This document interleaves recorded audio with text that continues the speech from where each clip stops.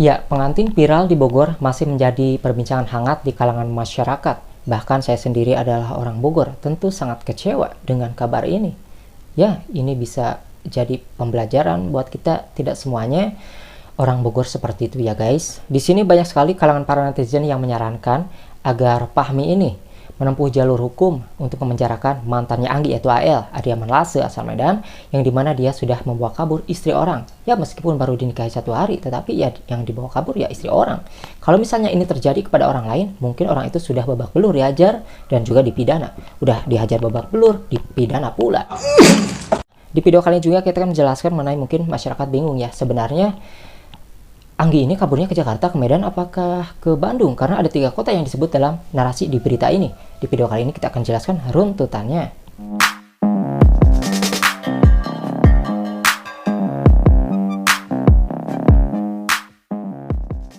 Nah, jadi menurut pengakuan Anggi, jika hubungan Anggi dengan mantannya ini sudah sekitar 4 tahun, lebih lama daripada mengenal Fahmi. Kenal Fahmi itu baru 5 bulan, bahkan hebatnya lagi, sebelum menikah dengan Fahmi ini 5 bulan tidak pacaran, tapi ta'arupan. Itu pengakuan si Anggi ya, itu pengakuan versi Anggi. Dan kemudian ketika kemarin ada yang menarasikan bahwasanya Fahmi dan Anggi ini pacaran 2 tahun, ternyata bukan 2 tahun yang dimaksud pacarannya, tapi di sini Fahmi mengumpulkan uang untuk menikah selama 2 tahun. Proses mengumpulkan uang buat nikah itu selama 2 tahun.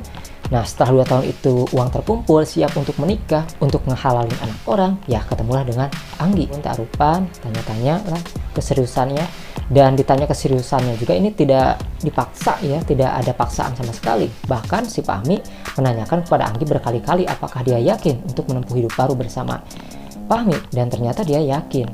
Namun setelah begitu dia menikah, wah ternyata hal ini di luar dugaan, dia justru kabur dengan mantannya.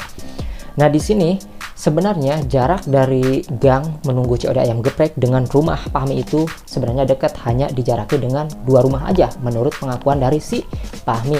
Kenapa Fahmi tidak ngeliat aja ke gang? Karena memang kehalang rumah. Dan kenapa dia dekat tidak nyamperin? Ya karena tidak ada hal yang mencurigakan sebelumnya.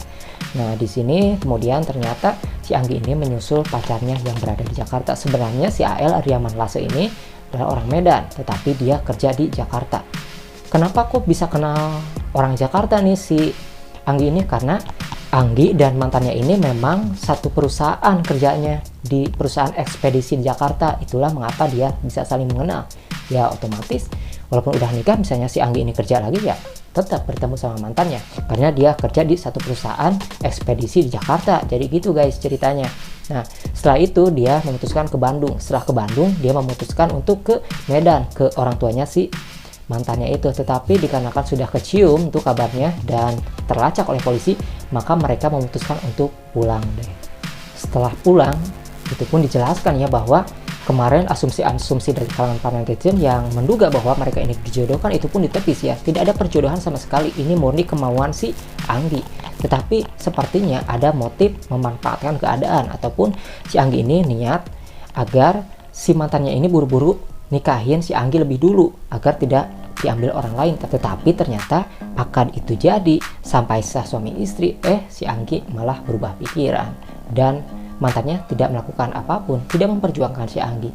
Dan akhirnya si Anggi ini memilih kabur ya, viralis sampai sekarang gitu. Tetapi yang lebih hebatnya lagi, di sini Fahmi tidak menempuh jalur hukum ya, padahal di sini sudah kepalang sebenarnya, sudah melaporkan polisi, tapi melaporkannya karena kehilangan istrinya. Padahal tinggal masuk berkas kedua aja tuh, karena dibawa kabur oleh si mantannya. Sebenarnya ini kalau terjadi kepada orang lain, mantannya ini udah habis dihajar dan juga masuk penjara. Tetapi apa yang dilakukan Fahmi ini sungguh mulia. Dia lebih memilih jalan untuk menyerahkan ke kedua orang tuanya. Dan menurut pihak kepolisian dalam klarifikasi itu juga, tidak akan ada tuntutan di kemudian hari. Artinya Fahmi tidak akan memenjarakan mantannya, tapi Fahmi menuntut mantannya untuk bertanggung jawab menikahi si Anggi istrinya. Wah hebat, ada ya laki seperti ini. Nah jadi tidak semua ya orang seperti itu di Bogor, juga ada baiknya tuh, ada buktinya laki-laki kayak gitu, tidak dendaman.